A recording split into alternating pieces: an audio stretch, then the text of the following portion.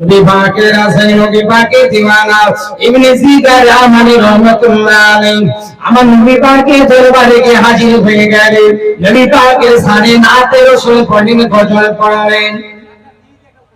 এ ভাই আমার, হিংসার মানুষ পৃথিবীর জমিনে আছে না না? হিংসার মানুষ পৃথিবীর জমিনে আছে না না? এ আছে। রাসূলুল্লাহ জামানায় ছিল, ওলিদের জামানায় ছিল, এখনো আছে, থাকবে। একজন মানুষ রাফিজি করতেন, একজন মানুষ আবু বকরকে মহব্বত করতো না, উমরকে মহব্বত করতো না, ওসমান গনিকে মহব্বত করতো না, কিন্তু সেরকম আলীকে ছাড়া সব সাহাবীকে তিনি খারাপ নজরে দেখতেন। আর ওই নাতে রাসূল যিনি পড়েছেন ইবনে জিগার ইয়ামানি রাহমাতুল্লাহ আলাইহি, আমার নবীর শানে নাতে রাসূল পড়ছেন, গজল পড়ছেন। ইবনে জিগার ইয়ামানি রাহমাতুল্লাহ আলাইহি একজন রাফিজি করতেন মানুষ দাওয়াত দিয়েছেন, ও আল্লাহ পাকের বান্দা আপনার আমার বাড়িতে দাওয়াত। আজকে দাওয়াত এসেছিল, আজকে আমরা একটা দাওয়াত এসেছিল ভাই, মহিষাদল নামালকা মহিষাদল হলদার দিকে দাওয়াত এসেছিল। দাওয়াত আমি নেই না, তার কারণ দেশের মানুষের সঙ্গে একটা সম্পর্ক ভালোবাসা আছে। টাকাটা বাবা বড় কথা, টাকা সবসময় ইনকাম করা যায়। তো ইবনে জিগার ইয়ামানি রাহমাতুল্লাহ আলাইহি হুজুর আমার যখন নাত পড়লেন, গজল পড়লেন, লাফিজি করতেন, একজন মানুষ পিছন দিক দিয়ে বলে, হুজুর আপনার নাত আপনার গজল কি সুন্দর, ভালো লেগেছে।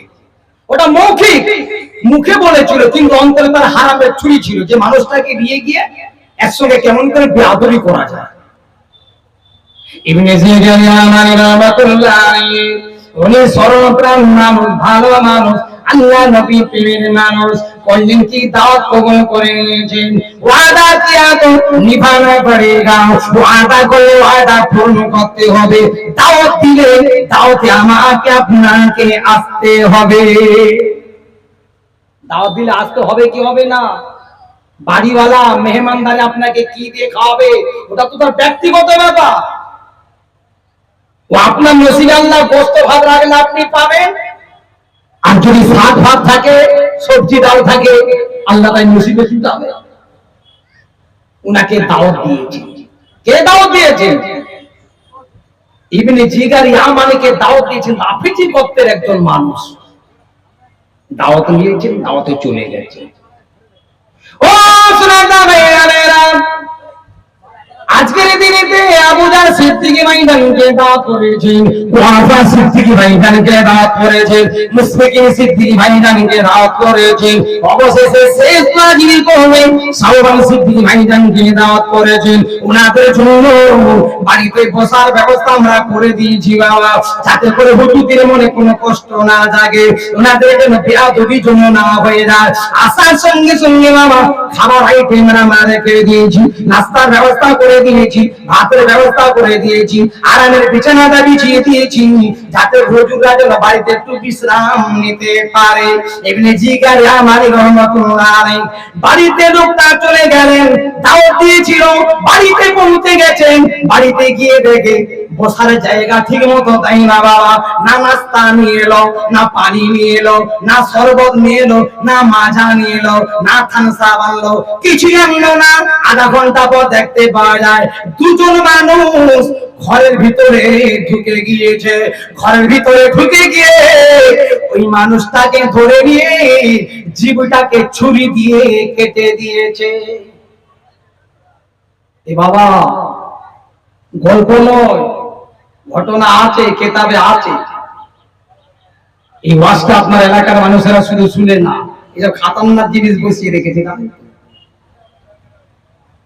খাতারনাক জিনিস বসিয়ে রেখেছে। মোবাইল উপায় নাই, এখানে ওয়াজ মিস্টেক করলে অন্য জায়গায় তোমাকে ধরবে। ভাই সাহেব আপনি ওই জায়গায় মুখ জুড়ে ওয়াজ করেছিলেন না, ভুল হয়ে গেছে আপনার। আর বান্দাকে আল্লাহ বলে, বান্দা মনে মনে ভাবছি জঙ্গল সাথে পাপ করলে, অন্যায় করলে, অপরাধ করলে কেউ দেখতে পায় না, আমি আল্লাহ দুজন ফেরেশতা মোতায়েন করে দিয়েছি লেখার জন্য। কিরামান কাতিবিনা ইয়ালামুনা মা তাফআলুন। ও সুবহানাল্লাহ, এই দুজন ব্যক্তি বাড়িতে ঢুকে গিয়ে ইবনে জিগারে আমানি রহমাতুল্লাহ আলাইহির হুজুরের জিভখানা টেনে ধরে জিভখানা কেটে দিয়েছে। যে ছুরিখানা দিয়ে রমজান মাসে আমরা ফল কুচিয়েছিলাম, যে ছুরিখানা দিয়ে গরু চামড়া ছাড়ানো হয়, ওই ছুরিখানা দিয়ে দুজন মিলে ধরে জিভখানা কেটে দিয়েছে। জিভটা কেটে দিয়ে বলতে লাগলো, ইবনে জিগারে আমানি রাহমাতুল্লাহ আলাইহি, যাও যাও আবু বকরের দরবারে চলে যাও, ওমরের দরবারে চলে যাও, ওসমানের দরবারে চলে যাও, তারা যেন তোমার কাটা জিভটা জোড়া লাগিয়ে দেয়। আল্লাহ বলে, বান্দারে যে আমার ভয় আমি আল্লাহ তার হয়ে যায়, বান্দা তারা দোয়া করতে দেরি হয়, আমি আল্লাহ আমার দরবারে কবুল হতে দেরি হয় না। বান্দা কেউ প্রকাশ্যে দোয়া করে, আবার কেউ অন্তর খুলে দোয়া করে। এখন অনেক ফকির আছে মানুষের মনটাকে জয় করার জন্য খুব ভালো করে প্রকাশ্যে দোয়া করে, আল্লাহ তো রুজিতে বরকত দিক, ব্যবসাতে বরকত দিক, বাণিজ্যে বরকত দিক, ছেলে পুলে জান আরাম রাখো। আর অনেকে আছে খাওয়া দাওয়া করে একটু অন্তর খুলে আস্তে আস্তে দোয়া করে চলে যায়। ইবনে জিগারে আমানি রাহমাতুল্লাহ আলাইহি হুজুর আমার ওই সময় আল্লাহ পাকে দরবার বলতে লাগলেন, ও রব্বুল আলামিন আল্লাহ, আমি তো গান বাজনা করি না আল্লাহ, কোন নাফরমানি কোন খারাপ কাজে লিপ্ত হয়েছিলাম না আল্লাহ গো। ও রব্বুল আলামিন আল্লাহ, তোমার হাবিব তোমার নবীকে ভালোবেসে, তোমার দোস্তকে ভালোবেসে, তোমার বন্ধুকে ভালোবেসে, তোমার হাবিবের সাথে আমি গজল করেছিলাম, আবু বকরের সাথে আমি গজল করেছিলাম, ওমরের সাথে আমি গজল করেছিলাম, উসমানের সাথে আমি গজল করেছিলাম, যার কারণে আমার জিভখানা আজকে কেটে দিয়েছে। আল্লাহ তোমার কাছে বিচার দিয়ে দিলাম, আমার তো এরকম ক্ষমতা নাই যে আমি এদের দুজনের সঙ্গে লড়াই করতে পারবো।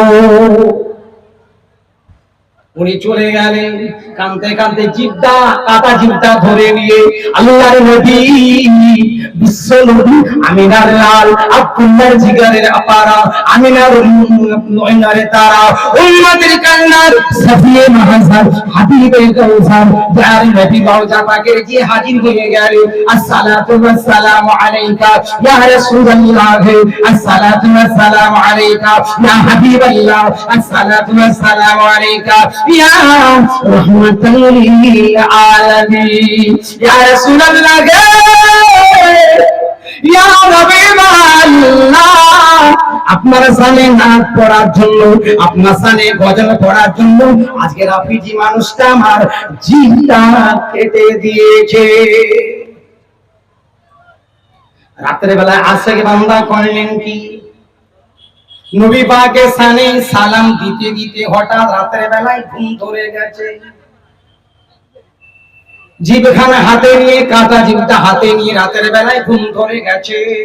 আর ঘুমন্ত অবস্থায় দেখতে পাওয়া যায়, ও সোনাদামেরা, কেউ ঘুমন্ত অবস্থায় নবী পাকের সঙ্গে কারো দিদার হন, আবার ঘুমন্ত অবস্থায় আমরা শয়তানি স্বপ্ন দেখতে থাকি, কেউ খারাপ স্বপ্ন দেখতে থাকি।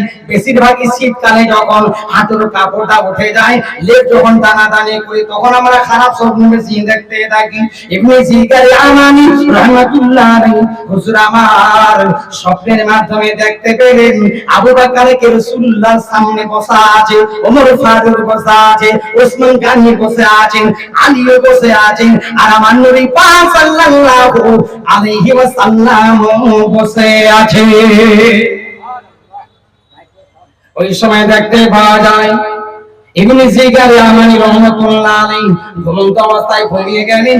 ফজরের যখন আযান শুরু হয়ে গেল, আসসালাতু খায়রুম মিনান নাওম, এ আল্লাহ পাকের বান্দা বান্দির বান্দা তো ঘুম থেকে নামাজটা উত্তম। ইবনে জিগারে আমানি রাহমাতুল্লাহ আলাইহি হুজুর আমার ঘুম থেকে উঠে দেখে আর কাটা জিভটা হাতে না, আমার আল্লাহর ইশারাতে কাটা জিভটাকে আমার আল্লাহ জোড়া লাগিয়ে দিয়েছে। এখানে একটা কথা মনে পড়ে গেল, আজকে রাজমিস্ত্রি কাজে গেলে টাকার অভাব নাই বাবা, জোগাড় দিতে পারলে 350-400 টাকা, মিস্ত্রির বেতন হলো প্রতিদিন 500-550 টাকা। কি গো তাই তো। আর নবীর বাড়িতে অভাব ছিল, এত অভাব ছিল যে নবী যদি দোয়া করতেন মক্কা মদিনার মাটিগুলোকে আল্লাহ সোনা বানিয়ে দিতেন। সেই নবীর ঘরেতে কিছুই নাই, ফাতেমার বাড়িতেও কিছু নাই। বেটি ফাতেমাকে বলি, ফাতেমা আমি একটু কোথাও যদি মজদুরি করি কিছু কাজ পাওয়া যায় যাচ্ছি। নবী পাক গিয়েছিলেন কোথায়? ওই পানি তোলার জন্য। কুয়া থেকে পানি তুলতে পারলে খেজুর দেওয়া হবে, খেজুরের বিনিময়ে আমার নবী পাক সাল্লাল্লাহু আলাইহি ওয়াসাল্লাম পানি তুলেছে। 8 বালতি পানি তোলার পরে যখন ওই বালতিখানা ছিঁড়ে গেল, রশিখানা ছিঁড়ে গেল, দড়ি যখন ছিঁড়ে গেল, বেঈমান কি করেছিল? আমার নবী পাক সাল্লাল্লাহু আলাইহি ওয়াসাল্লামের গালের মধ্যে চড় মেরে দিয়েছে। চড় মারার পর চিন্তা করেছেন কার গালে আমি চড় মারলাম। কিন্তু এমন একজন মহামানব যিনাকে আমার আল্লাহ সব নবীদের নবী বানিয়ে দিয়েছেন, যিনি বলেন না সুবহানাল্লাহ। নিজে নিজে অনুতপ্ত হওয়ার পরে চিন্তা করলো হাতটাকে কেটে দিয়েছি, আমি এই হাত দিয়ে আপনার লালকে মেরেছি, নবী মুহাম্মদ সাল্লাল্লাহু আলাইহি ওয়াসাল্লামকে মেরেছি। কাটা হাতটা নিয়ে আমার নবী পাকের দরবারে গিয়েছিল। ডাক্তারের প্রয়োজন হয় না, ইনজেকশনের প্রয়োজন হয় না, আমার হাবিব আমার নবী নিজের জবানখানা থেকে থুতু মোবারক লাগিয়ে দেওয়ার সঙ্গে সঙ্গে আমার আল্লাহ কাটা হাতটাকে জড়া লাগিয়ে দিয়েছিলেন। সুবহানাল্লাহ। কোন নবীর আমরা উম্মত যে নবী এক গ্লাস দুধেতে 70 জন সাহাবীকে পেট ভরে খাইয়ে দেয়, যে নবী একটা লোটার পানির বিনিময়ে 1400 সাহাবীর উজুর ব্যবস্থা করে দেয়। জোরে বলুন না সুবহানাল্লাহ। কাটা জিভটা জোড়া লেগে গেল। হঠাৎ 1 বছর পর আবার উনি করলেন কি, উনার তো একটা অভ্যাস হয়ে গেছে, প্রতি বছর আল্লাহ নবী দরবারে যেতেন, গিয়ে করতেন কি, গজল পড়তেন। প্রত্যেক বছর গজল পড়তেন, অভ্যাস আছে। ওই আবার আমার নবী পাক সাল্লাল্লাহু আলাইহি ওয়াসাল্লামের সামনে যখন গজল পড়লেন, একজন যুবক একজন জওয়ান আবার পিছন দিক দিয়ে দাওয়াত দিচ্ছেন, হুজুর আপনার নাচটা বড় ভালো লেগেছে, আপনার গজলটা বড় ভালো লেগেছে, হুজুর আমার বাড়িতে আপনাকে দাওয়াতটা কবুল করতে হবে। দাওয়াত নিয়ে নিয়েছে, যাবে কোথায়? সেই গঙ্গলসা যে জায়গায় আগের বছর ওয়াজ হয়েছিল, একই গ্রামে একই জায়গায় একই প্যান্ডেলে আবার ওয়াজ। নবীর আশিক, নবীর দেওয়ানা সরল মানুষ দাওয়াত নিয়ে নিয়েছে। উনি চলে গেলেন বাড়িতে। বাড়িতে গিয়ে দেখে কোন বাড়ি, যেই বাড়িতে 1 বছর আগে জীবটা কেটে দেওয়া হয়েছিল, ওই বাড়িতে উনি দাওয়াত কবুল করেছে। এবারে বলেন ভাই, যে জায়গায় গেলে আপনি বিপদে পড়ে গিয়েছিলেন, ওই জায়গায় যদি আপনার আবার যান, কি মনটা হবে? ওগো আল্লাহ, এই ঘরেতেই আমার জীবটা কেটে দেওয়া হয়েছিল, আজকে আবার 1 বছর পরে সেই বাড়িতে আল্লাহ দাওয়াত দিয়েছেন। কিন্তু ভরসা রেখেছেন আল্লাহর উপরে, আল্লাহর উপরে, আল্লাহ যা হয় ভালোর জন্য। রুজির মালিক আল্লাহ, রুজি রেখেছে বলে আল্লাহর বাড়িতে আল্লাহ পাঠিয়ে দিয়েছে। 1 বছর আগে যে মানুষটাকে জিজ্ঞাসা রামানি রহমাতুল্লাহকে কার্য করছিল না, বসার জায়গা পর্যন্ত দিচ্ছিল না বাবা, নাস্তার ব্যবস্থা করে না, ভাতের ব্যবস্থা করে না, মেহমানদারির ব্যবস্থা করে না। 1 বছর পর ওই বাড়িতে যাওয়ার সঙ্গে সঙ্গে, যুবক যাওয়ার সঙ্গে সঙ্গে সুন্দর বিছানার ব্যবস্থা করে দিলেন। হুজুর আপনি একটু বসুন, আপনি অপেক্ষা করুন। উনি যখন বসে গিয়েছেন, খাওয়া দাওয়ার ব্যবস্থা করলেন। খাওয়া হয়ে গেল, মেহমানদারি হয়ে গেল। ও আল্লাহ আমাদের বান্দা, আপনি কি চিনতে পারছেন এই বাড়িটা হলো আমাদের? 1 বছর আগে আমার জন্মদাতা বাপ আপনাকে গ্রাহ্য করছিল না, আপনাকে মানতে পারে না, আপনার উপরে হিংসা করে আপনার জিভখানা কেটে দিয়েছিলেন। কিন্তু জিভখানা তো আমার আল্লাহ, আমার নবী পাকের ওসিলাতে আল্লাহ জোড়া লাগিয়ে দিয়েছেন। কিন্তু আমার বাপকে আমার আল্লাহ রব্বুল আলামিন বানর বানিয়ে দিয়েছে। অবাক বিশ্ব। ও বাবা ছেলে কি ব্যাপার, তোমার আব্বাকে কেন আল্লাহ পাগল বানালেন? হুজুর আপনি ফিরে চলে যাওয়ার পরে দেখতে পাই আমার আল্লাহ পাক আমার বাপের চেহারাকে কে আর মানুষের মতো রাখে না, আমার একটা জানোয়ারের মতো আল্লাহ করে দিয়েছে। আমার বাপের গলাতে দড়ি বেঁধে দিয়ে আমি সুলা তৈরি করে খোটা বেঁধে তাতে আমি রেখেছি। হুজুর আপনি একবার নিজের চোখে দেখবেন, চলো। উনি গিয়ে সত্যিকারে দেখতে পেলে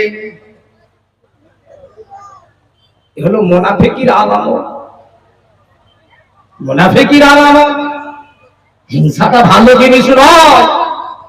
এই জন্য রাস্তাঘাট আপনি যখন যাবেন অনেক লরির পিছনে লেখা আছে হিংসা করো না, চেষ্টা করো তুমিও পারবে। আবার একজন মানুষ মজাক করে লিখেছে হিংসা করবি তত জ্বলবি তত লুচির মতো ফুলবি তত। হিংসা করো না, চেষ্টা করো তুমিও পারবে। আর আমরা পারি না, পেরে উঠতে পারি না, হিংসা করতেও ছাড়ি না। আর যে আমলগুলো নেকিগুলো করেছি সেটাও ধরে রাখতে পারি না। কেন নবী পাক বলেছেন হিংসা এমন একটা জিনিস, এমন একটা মারাত্মক রোগ, যদি হিংসা করো তাহলে কি হবে, তোমাদের আমলগুলো তোমাদের নেকিগুলো সব নষ্ট হয়ে যাবে। যেমন জ্বালানি কাঠ জ্বালালে আগুনে সব জ্বালানি কাঠগুলো নষ্ট হয়ে যায়, পুড়ে শেষ হয়ে যায়, ওইরূপ ভাবে তোমাদের আমলগুলো সব নষ্ট হয়ে যাবে। তাই হিংসা থেকে আমাকে আপনাকে সকলকে বাঁচতে হবে। দরুদ শরীফ আল্লাহুম্মা সাল্লি আলা